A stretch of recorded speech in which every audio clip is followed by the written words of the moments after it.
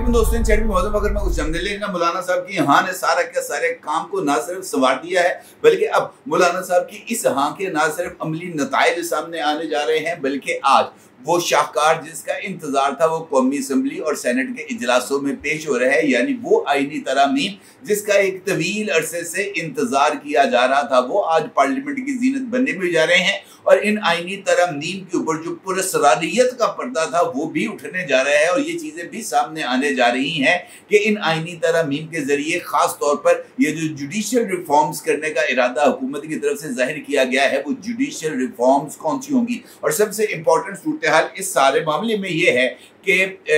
अहम तरीन हुकूमती वजीर यानी वफाकी वजीर दिफा जनाब ख्वाजा आसिफ साहब की तरफ से इन इतलात की तस्दीक कर दी गई है कि जनाब आज कौमी असम्बली और सेनेट के इजलास के अंदर आईनी तरमीम का मुसवदा पेश किया जा रहा है। अगरचे इससे पहले वफाकी वजीर कानून जनाब आजम नज़ीर तारड़ साहब ने इस खबर की तरदीद की थी और उनका ये कहना था कि अभी तक हुकूमत के पास नंबर्स पूरे नहीं है, लिहाजा ये तरामीम पेश नहीं की जा रही। जबकि ख्वाजा आसिफ साहब ने आजम नज़ीर तारड़ साहब के इस इस्तदलाल को मुस्तरद करते हुए इस बात का जिक्र किया है कि जनाब नंबर्स भी पूरे हो गए हैं और तरामीम भी पेश की जाएंगी। और उन्होंने इस बात की भी तस्दीक की है कि जनाब मौलाना फजलुर रहमान साहब की तमाम तर तजावीज़ को इन आईनी तरामीम का हिस्सा बना दिया गया है, यानी मौलाना साहब ने वो सारे का सारा क्रेडिट हासिल कर लिया है जिसके मौलाना मुतमन्नी भी थे और उनकी तरफ से तजवीज़ करदा अदालती इस्लाहात को इस आईनी तरमीमी पैकेज का हिस्सा भी बना लिया गया है। अब यकीनी तौर पर जानना चाहेंगे कि मौलाना फजलुर रहमान साहब की तरफ से वो कौन सी ऐसी तजावीज़ हैं जो पेश की जा रही हैं। और सबसे इम्पॉर्टेंट बात यह है कि जजेस की उम्र की बलाई हद में इजाफे की शिक इस आईनी तरमीमी मुसवदे के अंदर शामिल की जा रही है या नहीं, क्योंकि इसी के ऊपर गवर्नमेंट की तरफ से जो अगले फैसले हैं उसका दारोमदार होने जा रहा है। इंपॉर्टेंट सूरत हाल है और इसके ऊपर बात करना बहुत ही ज़्यादा ज़रूरी है। अलबत्ता इस खबर पर बात करने से पहले वो तमाम लोग जिन्होंने पसे पर्दा इस इत्तफाक़ राय के लिए काम किया है उनका जिक्र करना बहुत ही ज़्यादा ज़रूरी है। ख़ास तौर पर अगर मैं आपसे ये कहूँ कि गवर्नमेंट को इस ब्रेक थ्रू तक लाने में पाकिस्तानी सियासत के सुल्तान और मर्द बहरान जनाब आसिफ अली जरदारी साहब का रोल नाकाबिले फरामोश है, तो ये कहना भी कुछ ज़्यादा गलत नहीं होगा। आसिफ अली जरदारी साहब ने जिस खूबसूरती के साथ इस सारे अमल को पाए तकमील तक पहुंचाया है और जिस तरीके से अपने प्रोटोकॉल को अवॉइड करते हुए मौलाना साहब की रिहाइशगाह पर खुद चल कर गए और उनको इस सारी सूरत हाल में एक फरीक के तौर पर ना सिर्फ तस्लीम किया बल्कि उनके तमाम तर जायज़ मुतालबात को जो है वो उसको मंजूर कराया और मौलाना साहब को हर तरीके से अकोमोडेट करने की यकीन दहानी कराई। ये बहुत ही आला ज़र की बात है। और सबसे बढ़कर ये कि हालिया दिनों के अंदर गुज़िश्ता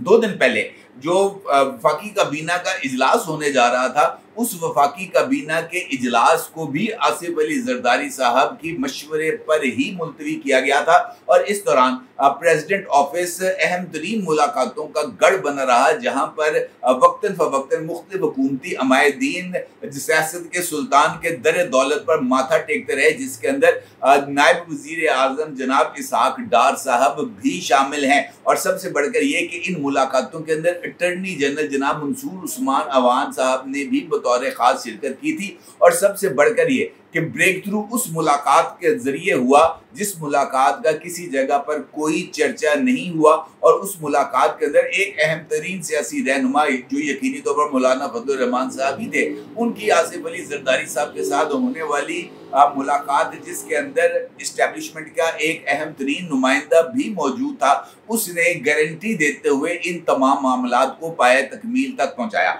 अब आप जानना चाहेंगे कि मौलाना साहब की तरफ से वो कौन सी ऐसी तजावीज़ थी जिसको आईनी तरामीम का हिस्सा बनाया गया। मौलाना साहब ने सबसे पहले ये तजवीज़ दी थी कि ये एक बड़ा ही नेगेटिव तासुर सामने आ गया है कि मौजूदा हुकूमत को इंसाफ की तवक्को सिर्फ जस्टिस काजी फायज ईसा से है। गवर्नमेंट को इस तरह का तासुर क्रिएट करते हुए जस्टिस काजी फायज ईसा साहब को मुतनाज़ा नहीं बनाना चाहिए। लिहाजा आईनी तरमीम को दो हिस्सों में डिवाइड कर लेना चाहिए। सबसे इम्पोर्टेंट बात यह है कि जजेस की अपॉइंटमेंट कैसे होंगी और जजेस की अपॉइंटमेंट के हवाले से जो जुडिशल कमीशन की सिफारिशात हैं इनको मंजूर कराना सबसे ज़्यादा अहमियत का हामिल है। और जैसे ही जजेस की अपॉइंटमेंट के हवाले से जो रूल्स जस्टिस मंसूर अली शाह साहब की सरबराही में बनने वाली कमेटी ने तैयार किए थे, वो रूल्स अगर जुडिशल कमीशन के इजलास में मंजूर हो जाते हैं तो उन रूल्स की बुनियाद के ऊपर आईनी तरमीम की इमारत को खड़ा करना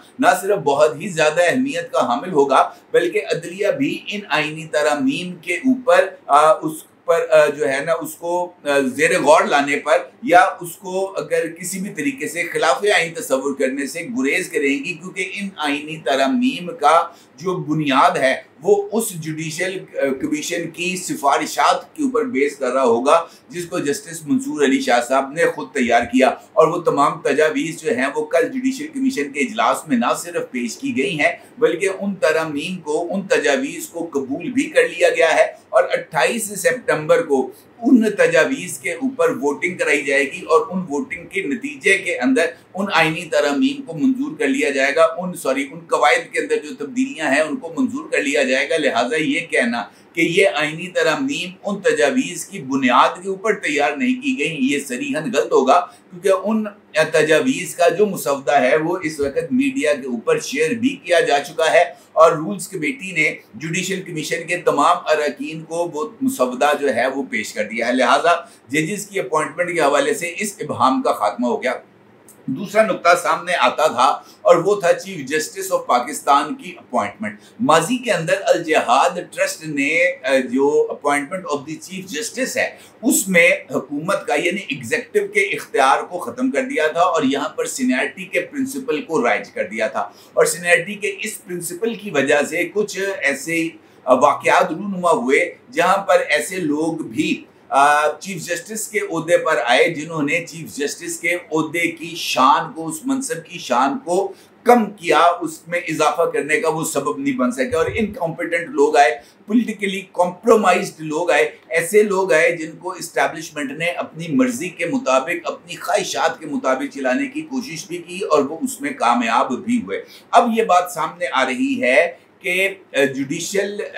कमीशन के साथ साथ पार्लियामेंट्री कमीशन को भी एम्पावर किया जा रहा है चीफ जस्टिस की अपॉइंटमेंट के हवाले से। और अगर आपको याद हो ये क्लिप जिसका अक्स आप इस वक्त अपनी स्क्रीन पर देख सकते हैं, ये मौलाना फजलुर रहमान साहब की पार्लियामेंट में की जाने वाली तकरीर है जो उन्होंने कल की थी। और इस तकरीर में मौलाना साहब ने, और इस तकरीर से पहले मौलाना साहब ने मीडिया नुमाइंदों के साथ गुफ्तगू करते हुए इस बात का इशारा दिया था कि अगर अदालती इस्लाहात हमारी तजावीज़ के मुताबिक होंगी तो फिर हुकूमत की हमायत के बारे में सोचा जा सकता है। और इस तकरीर के अंदर भी मौलाना साहब ने जुडिशल रिफॉर्म्स का जिक्र किया था और उन्होंने कहा था कि चीफ जस्टिस की अपॉइंटमेंट के लिए पार्लियामेंट्री कमीशन के साथ साथ जुडिशल कमीशन दोनों का एक मुश्तरका इजलास हो और उस मुश्तरका इजलास में मुस्तकबिल के चीफ जस्टिस का तयन किया जाए। और चीफ जस्टिस के तयन के लिए जुडिशल कमीशन ने जिस तरीके से हाई कोर्ट के चीफ जस्टिस की अपॉइंटमेंट का तरीकाकार अपनाया है, यानी टॉप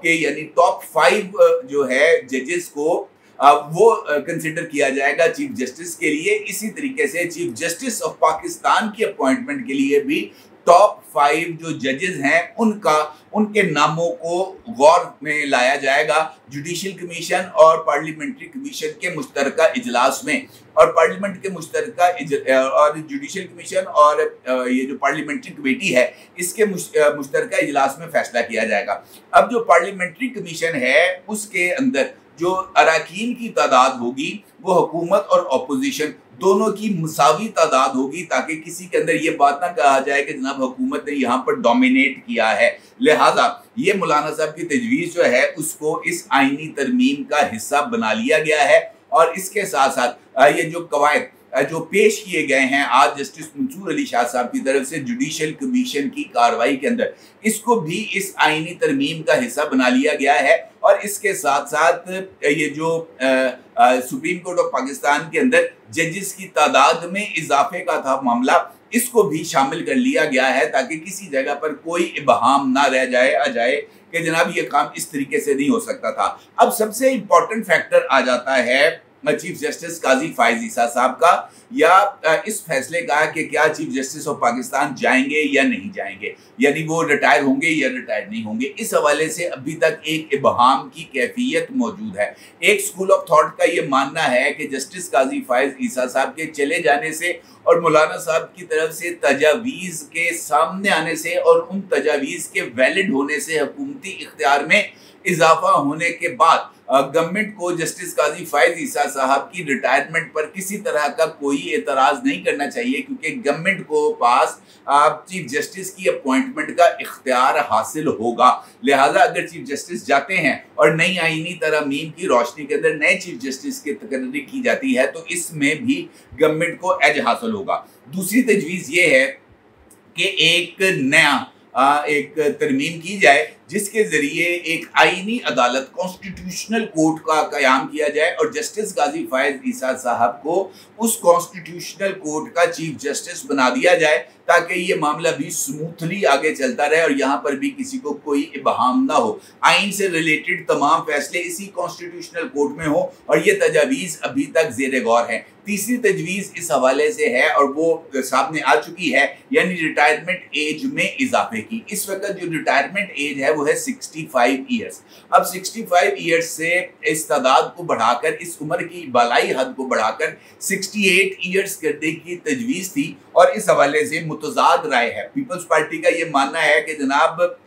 उम्र की बलाई हद में इजाफे की बजाय ओहदे की मियाद को मुकर्रर कर दिया जाए, यानी जो चीफ ऑफ आर्मी स्टाफ की तरह, यानी जो भी आदमी चीफ जस्टिस बनेगा, जो भी जज साहब चीफ जस्टिस के ओहदे पर फाइल होंगे, वो अगले 3 साल तक चीफ जस्टिस रहेंगे और वो नॉन एक्सटेंशनेबल होगा उनके ओहदा। अब ये तजवीज़ भी इस वक्त टेबल पर मौजूद है और ये तजवीज़ भी मौजूद है कि उम्र की बलाई हद में कुल्लुहुम, यानी ब्यूरोक्रेसी के अंदर, जुडिशरी के अंदर, महकमा दिफा के अंदर, फौज के अंदर, हर तरह में इस उम्र की बलाई हद में इजाफा कर दिया जाए। तो इस सूरत में भी मौलाना साहब को कोई एतराज़ नहीं होगा क्योंकि उनकी जो तजावीज़ हैं वो इसमें शामिल कर ली गई हैं। अब इस हवाले से आज सुबह जो इजलास होने जा रहा है हुक्मरान इत्तेहाद का, उस इजलास में हतमी तौर पर इन आईनी तरमीम के मुसवदे की मंजूरी दी जाएगी और मौलाना साहब को इस हवाले से एतमाद में लेने के बाद ये आईनी तरमीम का मुसवदा जो है वो कौमी असम्बली और सेनेट के इजलास में बैक वक्त पेश किया जाएगा और कोशिश की जाएगी कि इस आईनी तरमीम के मुसवदे को जल्द अज जल्द कायमा कमेटी से मंजूर कराकर पार्लियामेंट से भी इसकी मंजूरी हासिल की जाए और आईनी तरमीम के इस मार्के को सर किया जाए, जो कि मौजूदा हुकूमत के लिए बहुत ही ज़्यादा अहम है और इसी के ऊपर उनकी बका का दारो मदार भी बताया जाता है। देखना यह है कि आज का जो सूरज गुरूब होने वाला होगा तो हमारे पास इस हवाले से कौन से अपडेट्स मौजूद होंगे। अलबत्ता ये बात तय है कि आज का दिन बहुत ही ज़्यादा हंगामा खेज होने जा रहा है, कोई माने या ना माने। अपने ज़रूर इज़हार कीजिएगा। आपका बहुत शुक्रिया। अल्लाह हाफ़िज़।